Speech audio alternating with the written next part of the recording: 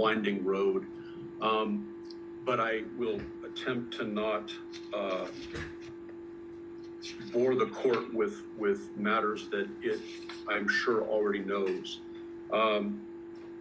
Just to reflect on this, this case began on July 14th, 2015, when Ms. Gonzalez and the Provisional Government of Santa Teresa submitted a petition for incorporation with 200 signatures for the area that they proposed to be made a corporation, a municipal corporation within Dona County. That was submitted in due course. It was reviewed by the Dona Board of County Commissioners. It was denied based upon an interpretation of Section 3-2-3 of the New Mexico statutes. And that denial then was appealed by, I'm going to refer to everyone as P-Ghost, was appealed, it was always along with Mary Gonzalez, to the district court.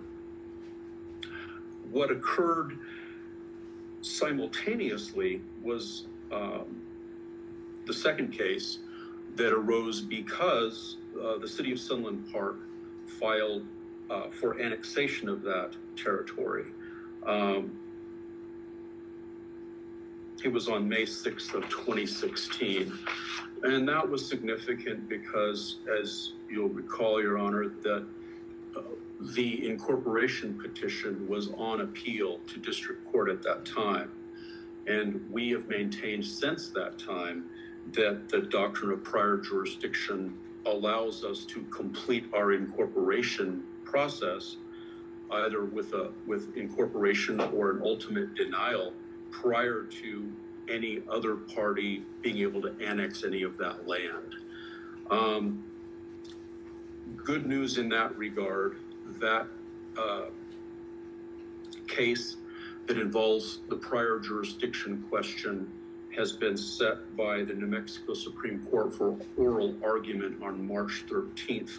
So I will call it the second case, you being on the first case on a remand after a mandate from the Court of Appeals, Your Honor. So that second case is set to be heard and then hopefully decided within a reasonable amount of time. Nothing's been reasonable in this case. It's important to note at this point in the proceedings, we as the Provisional Government of Santa Teresa and the County of Dona both told Sunland Park and the intervener attempting to petition to annex land within the proposed municipality of Santa Teresa. We told them that the doctrine of prior jurisdiction would prevent them from doing that annexation. Sunland Park and the developer chose to move forward with that after notice from both the county and us at the annexation hearing before the governing body of Sunland Park. You'll hear a lot today from them about how this has disadvantaged them and left them in limbo and so forth. And I would just venture to say that the Sunland Park and the intervener developer were both on notice that their action could be determined to be illegal in the future. So I won't belabor the timeline anymore. As you know, Your Honor, this case went up to the New Mexico Supreme Court, who issued cert on it. They quashed the cert and issued and let the decision by Judge Bonhoff stand. That was what got remanded, and you ended up with after recusals out of the Third Judicial District. So on that case, that's what we are here about today, Your Honor. And I believe that we all understand the standard of proof in this case.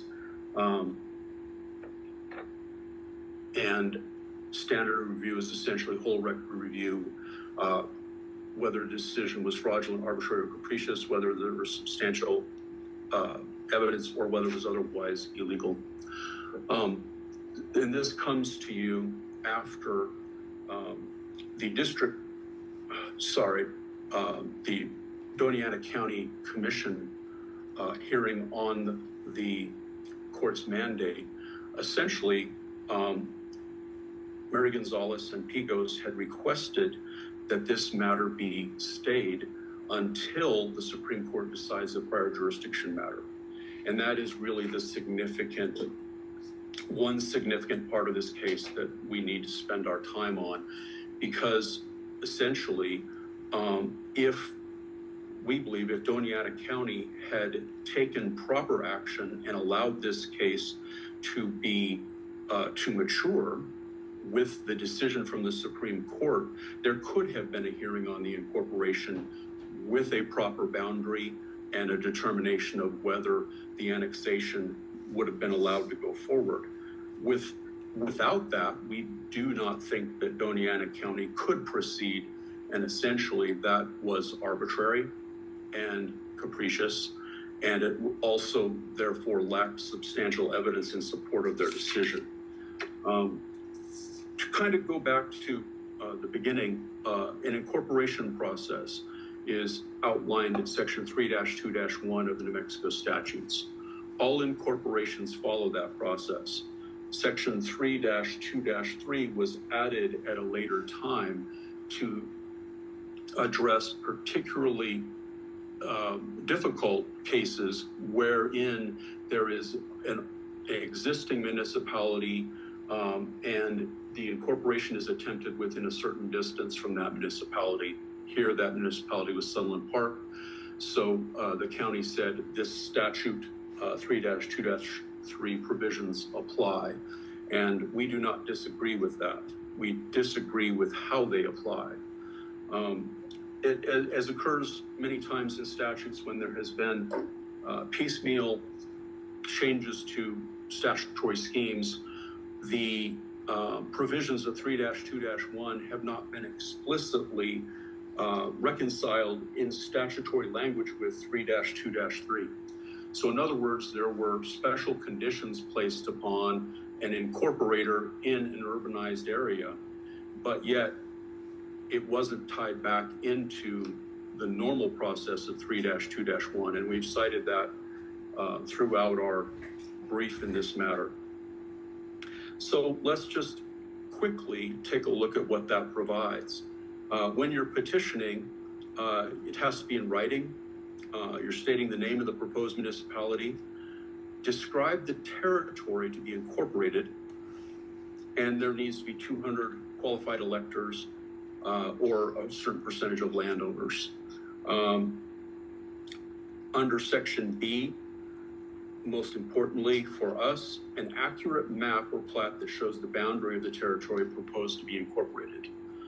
Well, in this case, we could not present that map while the annexation case was being still litigated. And then under paragraph B, number 2, then you have to provide proof that municipal services in a revenue plan describing the municipal services the proposed municipality will provide, and the details of how the municipality will generate sufficient revenue to cover the costs.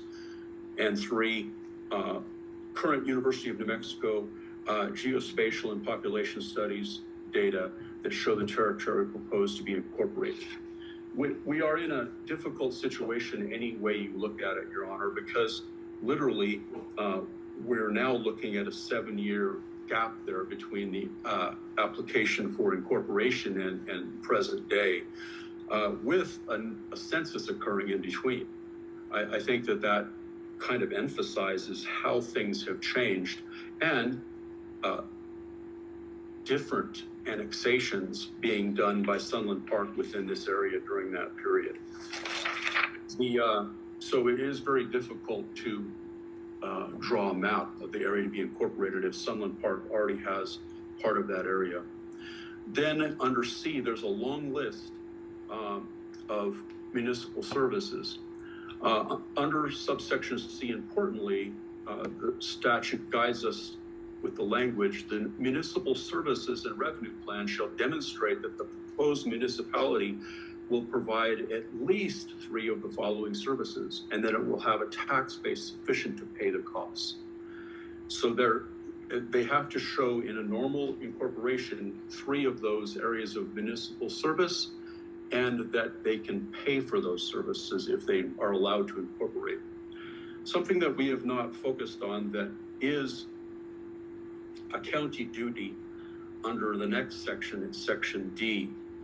The county shall forward the petition to the local government division of the Department of Finance and Administration, which shall convene a municipal incorporation review team.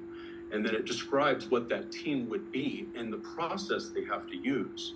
So under the normal incorporation process, that I just described, the county does not do the analysis of whether the municipality can, proposed municipality can provide these services. All that occurs through the State Department of Finance creating this incorporation team to review it.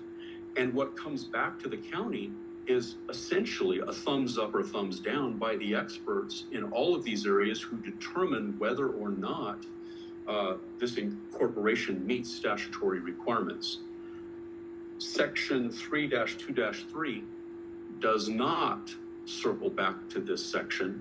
So the question becomes, as the county did, they first said, if you'll recall back in 2015, that the provisional government was required to first try to be annexed. They had to give an application for annexation under 3-2-3B2 to Sunland Park. And only then could they propose to be incorporated and provide conclusively those municipal services that were listed in the prior statute, section 3-2-1. I would submit nothing under 3-2-1D was done in this case by the county because they didn't believe that the incorporators met that initial threshold of having filed, attempted to be annexed into the Sunland Park. And therefore, the county then, on remand, did the analysis under B3 of 3-2-3 of whether they could conclusively prove the provision of these services. And in doing so, they completely short-circuited the normal process of incorporation. They were taking upon themselves to determine whether the incorporators had followed section 3-2-3 and were able to conclusively prove that they could provide services as timely as Sunland Park could, when in reality, we believe that that can only be done by a municipal incorporation review team. And it's just another example of how we believe that our incorporation process was not handled appropriately and therefore caused all of this delay to all of the parties. So in looking at the decision that was made, the most important thing, once again, Your Honor, was 10 days prior to the hearing that was going to be heard on this, Mary Gonzalez sent a letter to Dona County and said, please stay these proceedings. We, as incorporators, started this in 2015 and were required to make a showing of many things, including a map. We cannot draw that map now. Because we can't draw that